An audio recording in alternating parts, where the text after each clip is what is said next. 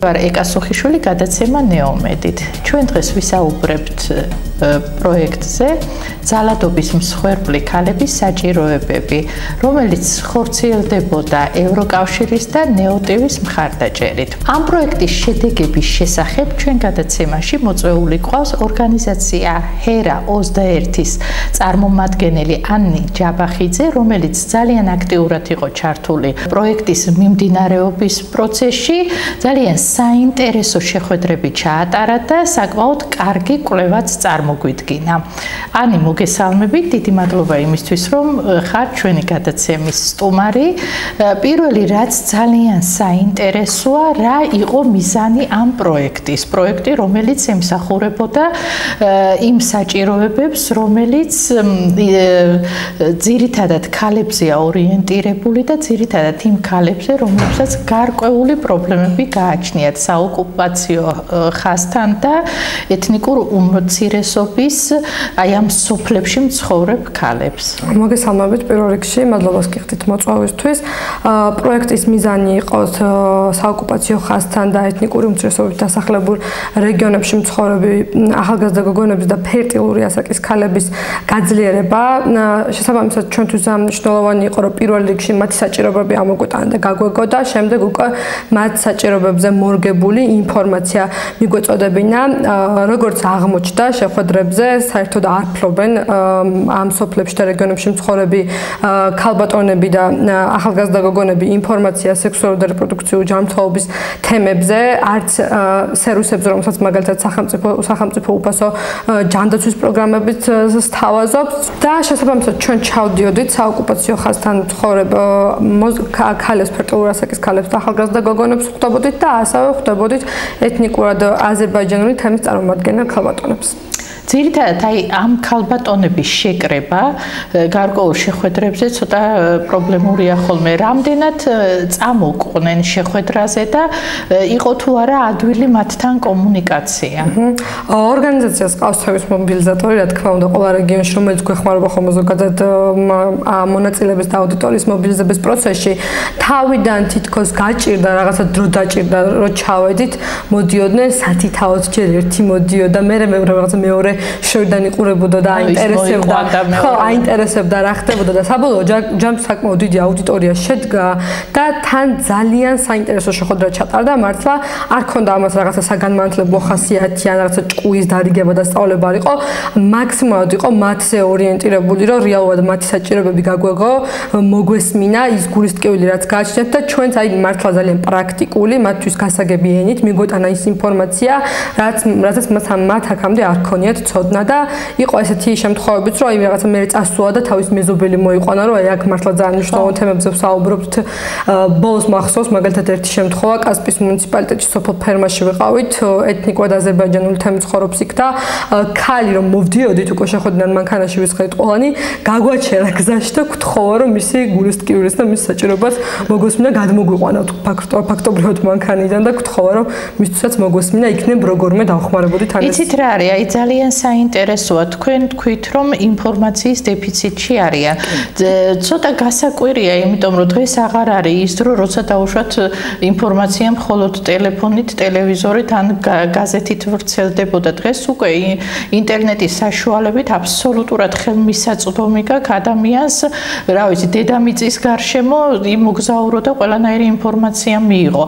რატომ აქვთ ამათ ეს პრობლემა? ამათ ხო აი ყველას აქვს ინტერნეტი, ყველას აქვს ტელეფონი, ყველას აქვს დაუშვათ ის ელემენტარული ცოდნა, რომ ინფორმაცია მოიპოვონ. რა ხდება?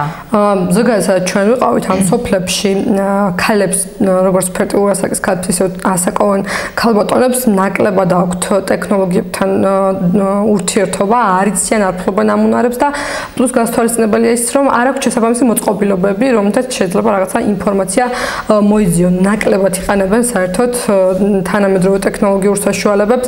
პლუს აქ აღსანიშნავია ის, რომ ის მთავარი რგოლი, ვინც მათ ამ ინფორმაციას უნდა აწვდიდეს უშუალოდ სექსუალურ და რეპროდუქციულ ჯანმრთელობის თემებზე, არის ოჯახის ექიმი, რომელიც სამწუხაროდ არ ემსახურება ამ რეგიონს. ნუ როგორც ჩვენ მოვიკვლიოთ, რეალურად არის დანიშნული ოჯახის ექიმი, რომელსაც ეკუთვნის ეს კონკრეტული სოფელი, თუმცა არ ჩადის მათთან საერთოდ არის სიანური არის მგონი. ეს ძირითადად რომელ სოფლებში სოფელ ფერმაზე მაქვს ახლა ამ ეტაპზე საუბარი, არის კასპიის მუნიციპალიტეტის სოფელი ფერმა, საერთოდ არ ჩადის ოჯახის ექიმი, შესაბამისად ოჯახის ექიმის სერვისს ვერ იღებენ და მათ მოთხოვნა არ დაუყენებიათ ამ ორჯერ, იმიტომ რომ საკმაოდ დიდი სოფელია სოფელი ფერმა და საკმაოდ მე როგორც ვიცი, ეკონომიურადაც ძლიერი სოფელია, საიმისო აი ის პრობლემა რომ მათ ვერ უზრუნველყონ ოჯახის ექიმის იქ არსებობა ცოტა გასაკვირია, იმიტომ რომ როგორც ვიცი, ამბულატორიაც უნდა იყოს. არის კი, რომელიც ერთაკეტილი უკვე წლებია, მოსახლეობასთან გასაუბრების შემდეგ აღმოჩნდა, რომ გვეუბნებიან, რომ არ იცნობენ მაგალითად საერთოდ ხელისუფლების წარმომადგენლებს შესაბამისად. მათ ხო ყავთ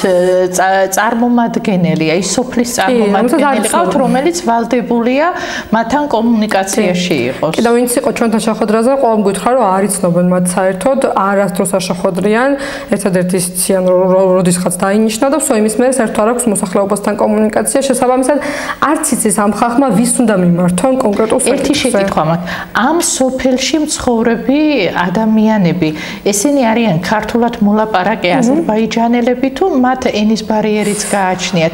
იქნებ ზუსტად ეს კომუნიკაცია მაგიტომ ვერ დგება, რომ ენის ბარიერია და დაუშვათ ის სოფლის წარმომადგენელი ქართველი ან ქართულად მოლაპარაკე რომელიმე სხვა ეროვნების წარმომადგენელი ან იმ ექიმთანაც პრობლემა აქვს. ანუ იქნებ ენობრივი ბარიერის პრობლემა. ვისაც ჩვენ შევხვდით, არავის არ ქონდა ენობრივი ბარიერი, ყველა ჩვეულებრივ საუბრობს ქართულად, ნუ არა გამართულად, მაგრამ კომუნიკაციის დონეზე ფლობენ ენას და შესაბამისად არ მგონია, რომ ეს ბარიერი იყოს. აქ კიდე ერთი ცოტა გასაკვირი ის არის, რომ ამ სოფელში არის სკოლა. კი ბატონო. სადაც სწავლება მიმდინარეობს ქართულად.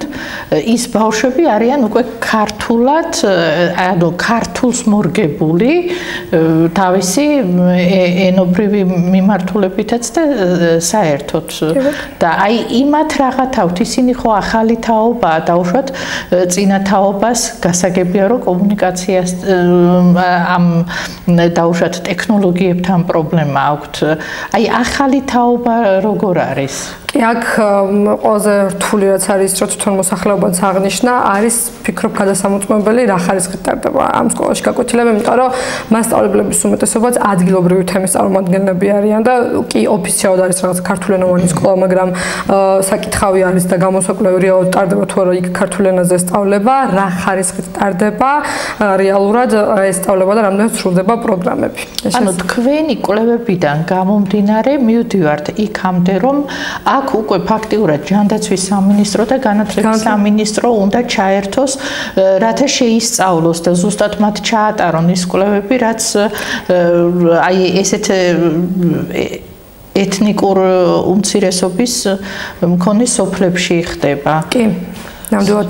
აქვე ერთი გასათვალისწინებელი ფაქტი არის ის, რომ უმეტესობა არაოფიციალურად, როგორც თვითონ ამბობენ, ოჯახდება ადრეულ ასაკში, არასრულწლოვნობის პერიოდში, შესაბამისად, მათი ცხოვრება უკვე სულ სხვა მხარეს მიდის, ძირითადად თქვენც აღნიშნეთ, რომ ეკონომიკურად მძლიერი ოჯახები არის, თუმცა ძირითადად უფრო სოფლის მეურნეობით და შინამეურნეობით არიან დაკავებულები და არ გადიან გარეთ არსად, არ მუშაობენ რაღაცა სახლის გარეთ, მხოლოდ საშინაო საქმით არიან დაკავებულები და შესაბამისად ნაკლები არის მათ დაინტერესება თანამედროვე ტექნოლოგიების მიმართ.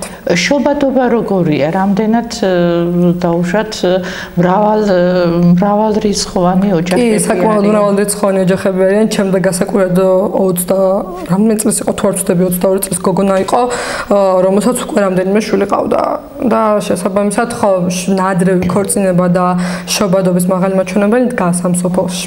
პროექტის ფარგლებში 10 სოფელი შეისწავლეთ. სხვა დანარჩენ სოფლებში როგორი სიტუაცია? ყველა სოფელში არ ყოფილვარ, ვიყავი სამ სოფელში, ეს ერთი ფერმა ვახსენეთ, მეორე არის აძვი და მესამე ერგნეთის საოკუპაციო ხაზთან მდებარე სოფელი. ერგნეთშიც ანალოგიური სიტუაცია დაგხვდა, სამწუხაროდ არის სოფელში ამბულატორია, თუმცა არც მას არ ემსახურება ოჯახის ექიმი, ეს რაღაც თითქოს ყველა სოფელში ერთი დიდი პრობლემა არის.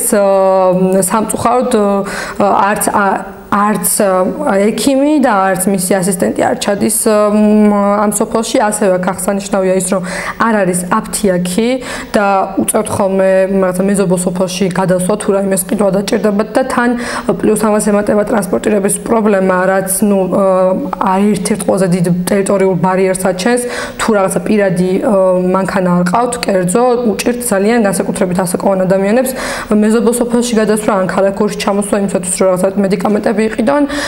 თანაც აქ ისიც არის გათვალისწინებელი, რომ საზოგადოებრივი ტრანსპორტი არ არის მოწესრიგებული, როგორც თვითონ ამბობენ, შეიძლება რომ რაღაცა ერთ დღეს საერთოდ არ იმუშაოს ტრანსპორტმა, ან მაგალითად სოფლიდან ქალაქში ჩავიდნენ, მაგრამ ქალაქიდან უკან დაბრუნება ვეღარ შეძლოს, იმიტომ რომ იქიდან ტრანსპორტი აღარ გამოვიდეს.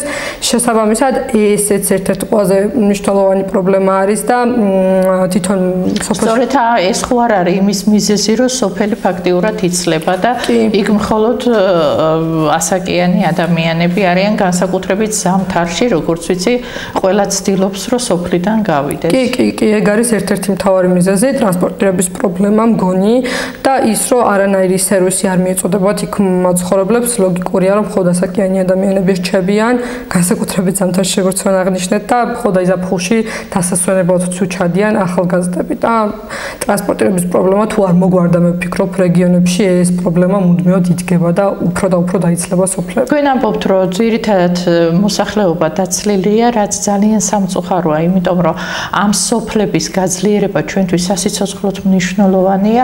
გამოსავალს რა შეხედავთ?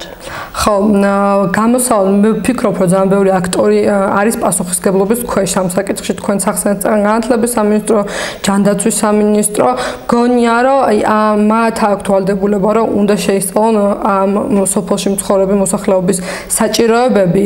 მაგალითად, ჩვენ როდესაც ეგნეთში ვიყავით ნეოტივისთან ერთად, ამოვიტანეთ ხო ის საჭიროება, რომ რაღაცა რეგიონში არის დანიშნული ოჯახის ექიმი, რომელიც რა თქმა უნდა ანაზღაურებასაც იღებს და მოითხოვება, რომ შესაბამისად გაწიოს თავისი მომსახურება, თუმცა არავინ არ აკონტროლებს, არავინ არ ახდენს მონიტორინგს მის და შესაბამისად ისიც არაკეთილსინდისიერად იქცევა, შესაბამისად მგონია, რომ არა, იქნებ მიზეზი ის არის, რომ მე როგორც ვიცი, ძალიან მწირი ანაზღაურება აქვთ და ფიზიკურად მათთვის შეუძლებელია თუნდაც ტრანსპორტირება, მათ არ ემსახურება მანქანა, არ აქვთ საშუალება, რომ შეავსონ ამბულატორიის საჭიროებები, ესეც ანუ მე ნაკლებად ვფიქრობ არაკეთილსინდისიერებაზე, იმიტომ რომ კარგად ვიცნობ ოჯახის ექიმებს და საკმაოდ დიდი შრომა და მძიმე შრომა უწევს. მე ვფიქრობ, რომ უფრო მეტი დაფასებაა საჭირო ექიმის, რომელიც შეძლებს, რომ სისტემატიურად მოემსახუროს ამ სოფლებს. ნახეთ, როგორ არის, კი ბატონო, გეთანხმებით ანაზღაურება, რა თქმა უნდა, არ არის შესაფერისი, მაგრამ გონია, რომ თვითონ ხვდებიან ისინი თავიანთ პაციენტებს, ხო და ყველაზე მეტად მათ იციან რა აწუხებთ, რა აქვთ რეალურად თუნდაც იმ ამბულატორიაში და რა აკლიათ და მგონია, რომ შეიძლება რომ საკუთარ თავზეც აიღონ პასუხისმგებლობა და გადაწყვეტილების მიღებამდე მიიტანონ რეალურად ეს საჭიროება და დააყენონ, რომ მე როგორც ოჯახის ექიმი ვერ ვაკეთებ ჩემს საქმეს ისე როგორც საჭირო, იმიტომ რომ აი ეს და ეს არ მაქვს და თქვენი ხელშეწყობა მჭირდება. ხო, ამას ვერ შეცვლის ერთი და ორი ადამიანი, თუ კი რაღაცა ყველა არ მივალთ იმ დონემდე, რომ ჩვენი პასუხისმგებლობა ავიღოთ და მოვთხოვოთ შესაბამის პირებს, რომ ისეთი გაწყვეტილება მიიღონ, რაც რა თქმა უნდა უკეთესობისკენ წაადგება საქმეს. რაც შეეხება ანაზღაურების ნაწილს, ცოტა პოლემიკაში შემოვა თქვენთან, გამომდინარე იქიდან, რომ საოკუპაციო ხაზთან მდებარე სოფელი არის, პლუს ეგნეთი არის მაღალმთიანი სოფელი, ამ ოჯახის ექიმს იმაზე მეტი ანაზღაურება აქვს, ვიდრე სტანდარტულად ოჯახის ექიმს და შეუძლია, რომ კვირაში მინიმუმ ერთხელ მაინც ჩავიდეს იმ სოფელში და კონსულტაცია გაწიოს, ან მინიმუმ ტელეფონზე რო ურეკავენ პაციენტები, უპასუხოს და რაღაცა ნორმალურად გაწიოს ონლაინ მაინ კონსულტაცია, რასაც ამბობენ პაციენტები, რომ ტელეფონზეც არ პასუხობს სამწუხაროდ. კარგით, იმედია ჩვენი გადაცემის მერე რაღაც უფრო უკეთესი სიტუაცია იქნება. თქვენ მეორე პროექტიც გქონდათ რეპროდუქციული ჯანმრთელობა ქალებში. აი ამ მხრივ რა კვლევები, რა საჭიროებები, რა კვლევა დადეთ, საჭიროებები რა იყო, რა გამოჩნდა? ჩემი ორგანიზაცია ასოციაცია ჰერაუს და ერთივე ძალიან დიდი ხანია 25 წელზე მეტი ამ მიმართულებით მუშაობს და აწვდის დისტანციურ სერვისებს ახალგაზრდა გოგონებს და ფერტილური ასაკის ქალებს და შესაბამისად, რა თქმა უნდა, კვლევებზე დაყრდნობით ამზადებ მუშაობს ძალიან ბევრი კვლევა არის ამ მიმართულებით ორგანიზაციის მიერ ჩატარებული, ერთ-ერთი უახლოესი კვლევა რაც არის, გამოვიდა ის საჭიროებები, რაც ამ მიმართულებით არსებობს. რეალურად ქალების უმეტესობას არ მიუწვდებათ ხელი როგორც ტერიტორიულად, ისე გეოგრაფიულად, ისე ფინანსურად და ზოგადად ხელი არ მიუწვდებათ იმის გამო, რომ რაღაცა კონკრეტული სერვისი შეიძლება არ არსებობდეს ამა თუ იმ მუნიციპალიტეტში. ქალებს არ მიუწვდებათ სერვისი ტერიტორიული, ფინანსური ბარიერის, ან იმის გამო, რომ ის კონკრეტული სერვისი მათ რეგიონში არ არსებობს. ერთ-ერთი ყველაზე მნიშვნელოვანი არის ის, რომ ოჯახის ექიმის როლი ამოიკვეთა კვლევების დროს, იმიტომ რომ ზოგადად საყოველთაო ჯანდაცვის პროგრამით გამოიკვეთა, ხო, საყოველთაო ჯანდაცვის პროგრამით ოჯახის ექიმის მომსახურება არის უფასო ყველასთვის, კონკრეტული ოჯახის ექიმი ყავს ყველა ჩვენთაგანს და ძალიან დიდი როლი ენიჭება ამ საკითხში, რომ საქართველოში თვითონ კულტურაც არ არის იმის, რომ ჩვენ როცა რაღაცა შეგვაწუხებს ჯერ ოჯახის ექიმთან მივიდეთ, რომელიც შესაბამისად გაგვიწევს შესაბამისად გაგვიწევს კონსულტაციას, მთლიან ანამნეზს ფლობს ხო ოჯახის ექიმი ჩვენი და არა რაღაც ერთი კონკრეტული მიმართულების და მოგცემს მიმართულებას, რაც გვეხმარება იმაშიც, რომ ფინანსებიც დავზოგოთ და რაღაცა ეგრევე არ მივიდეთ რაღაცა კონკრეტულ სპეციალისტთან, რომელსაც შეიძლება საერთოდ არ ეხებოდეს ჩვენი პრობლემა, ეს რა თქმა უნდა ფინანსურ ნაწილსაც დაგვაზოგინებს და რო ხვდები ხოლმე ახალგაზრდებს, განსაკუთრებით ახალგაზრდა გოგონებს, არანაირად არ აქვს სამწუხაროდ ოჯახის ექიმის მიმართობა, რაც უმაწუხებს, იმიტომ რომ მე პირადად მაგალითად ძალიან კარგი და სანდომიანი ოჯახის ექიმი მაქვს და ერთ-ერთი მთავარ მიზეზს ოჯახის ექიმთან და ჩვენ შემთხვევაში კიდევ გინეკოლოგთან კონსულტაციაზე არ მისვლის მიზეზად ასახელებენ იმას, რომ ეშინიათ კონფიდენციალურობის დარღვევის, განსაკუთრებით ოჯახის ექიმების შემთხვევაში, იმიტომ რომ რაღაცნაირად გონიათ, რომ აი მაგალითად ოჯახის ექიმი ან სოფლის ექიმთან თუ მივლენ და თავიანთ პირად სექსუალურ ცხოვრებაზე ისაუბრებენ, შეიძლება ეს ინფორმაცია გავიდეს კაბინეტის გარეთ. და რაღაცა მათმა ოჯახის წევრმა გაიგოს, ან იმან ვისაც არ უნდა რომ გაიგოს. ასევე ხშირი არის, როგორც აღნიშნავენ ხოლმე ქალები და ახალგაზრდა გოგოები, არაკეთილსინდისიერი, უფრო სწორად როგორ ვთქვა, არაკეთილ განწყობილი გარემო, რასაც ექიმისგან იღებენ კონსულტაციის დროს, განსაკუთრებით გინეკოლოგთან კონსულტაციის დროს ფიქსირდება ხოლმე ესეთი შემთხვევები და მაგალითსაც მოგიყვანთ თუ გნებავთ, რომ რაღაცა გინეკოლოგთან კონსულტაციის დროს ერთ-ერთ გოგონას აწუხებდა ტკივილები ქონდა მენსტრუალური ციკლის დროს და ერთადერთი რაც გინეკოლოგმა უთხრა იყო ის, რომ უშველი და მხოლოდ გათხოვება და გამოისტუმრა კაბინეტიდან ესეთი კონსულტაციით. ასევე თუ კი იგებენ ხოლმე რომ რაღაცა შეიძლება გოგონა იყოს ქონდეს სექსუალური ცხოვრება დაოჯახების გარეშეც, ესეც არ არის ხოლმე მოსაწონი ხშირ შემთხვევაში ექიმებისთვის და არაკეთილ განწყობილ გარემოს ქმნიან ანონიმურობის დარღვევა, როგორც თქვი და ძალიან ხშირია ხოლმე სტიგმატიზირებული დამოკიდებულება რაღაცნაირად მაინც თავიანთი კონსულტაციის დროს სტიგმას თესავენ ან თავიანთ სტიგმატიზირებულ დამოკიდებულებას აფრქვევენ ხოლმე პაციენტს და არ აძლევენ არჩევანის თავისუფლებას. გასაგები რომ არის ექიმი სპეციალისტი, მაგრამ ის ვალდებულია რომ შენ სრულად მოგაწოდოს ნებისმიერ მეთოდზე, თუნდაც ავიღოთ კონტრაცეფცია, ხო? კონტრაცეფციის ნებისმიერ მეთოდზე მოგაწოდოს ინფორმაცია და შენ გადაწყვეტო მაინც ისევ გააკეთოს თავისუფალი არჩევანი.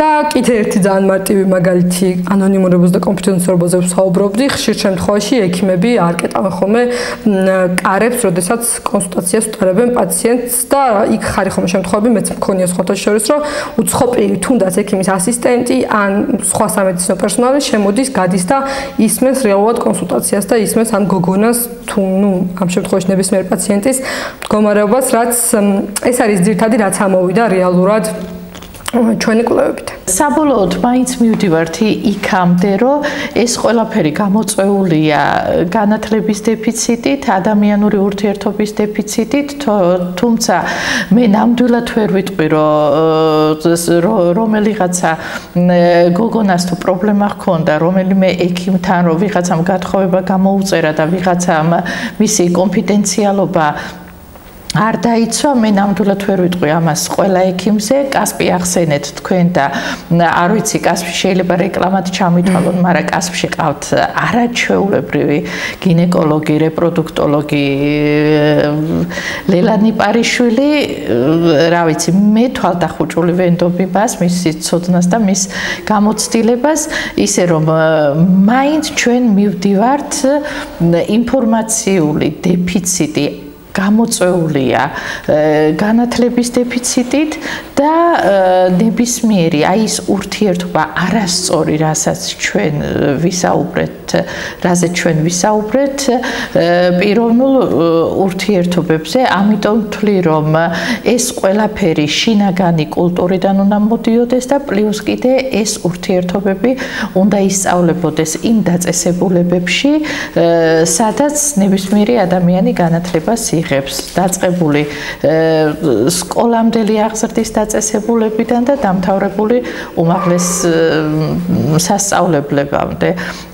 ძალიან დიდი მადლობა დღევანდელი გადაცემისთვის. კვლევები მართლა ძალიან საინტერესო იყო. ძალიან ბევრი საჭიროებები არის ზოგადად ჩვენ ქვეყანაში.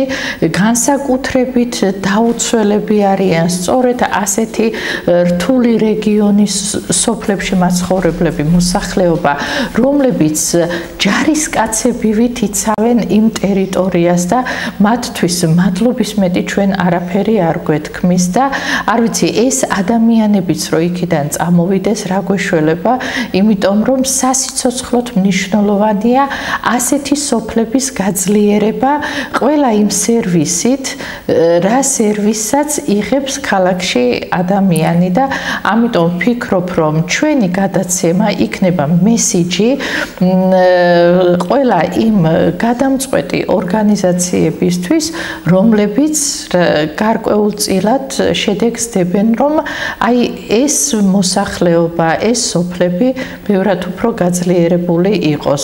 დიდი მადლობა ჩვენ გადაცემაში მონაწილეობისთვის.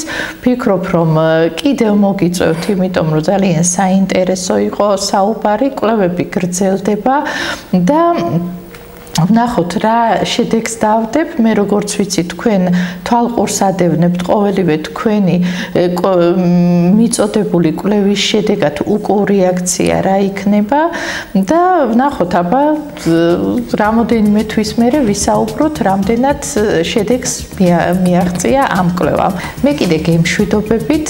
ეს იყო გადაცემა ნეომედი ეკასუხიშვილთან ერთად, პროექტი, რომელიც ხორციელდება ნეოტივის და ევროკავშირის მხარდაჭერით ეთნიკური უმცირესობის და საოკუპაციო ხაზთან მცხოვრები ქალბატონების საჭიროებისთვის გრძელდება და ჩვენ კვლავ მოგაწვდით ინფორმაციას კვლევების შესახებ. ნახვამდის მომავალ შეხვედრამდე.